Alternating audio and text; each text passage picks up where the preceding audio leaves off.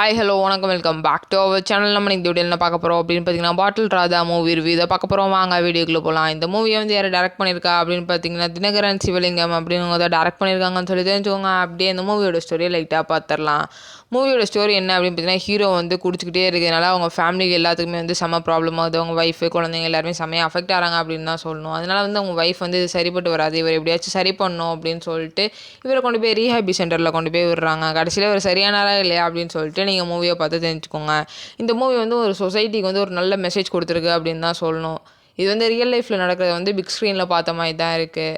First of பூராமே வந்து அந்த காமெடி சீக்வன்ஸ்லாம் வந்து நல்லா ஒர்க் அவுட் ஆயிருக்கு அப்படின்னு தான் சொல்லணும். செகண்ட் ஆஃப் தான் வந்து ஃபுல்லாக எமோஷ்னலி கனெக்டடாக இருக்குது. இதை வந்து குடிக்கிறவங்க உண்மையிலே போய் பார்த்தாங்கன்னா மேபி குடிக்காமல் இருக்கிறதுக்கு வாய்ப்பு இருக்குது அப்படின்னு சொல்லிட்டு நான் நினைக்கிறேன். இந்த படத்துலேருந்து தெரிஞ்சுக்கலாம் நம்ம குடிக்கிறனால நம்ம ஃபேமிலிக்கு எவ்வளோ அஃபெக்ட் ஆகுது அப்படிங்கிறத.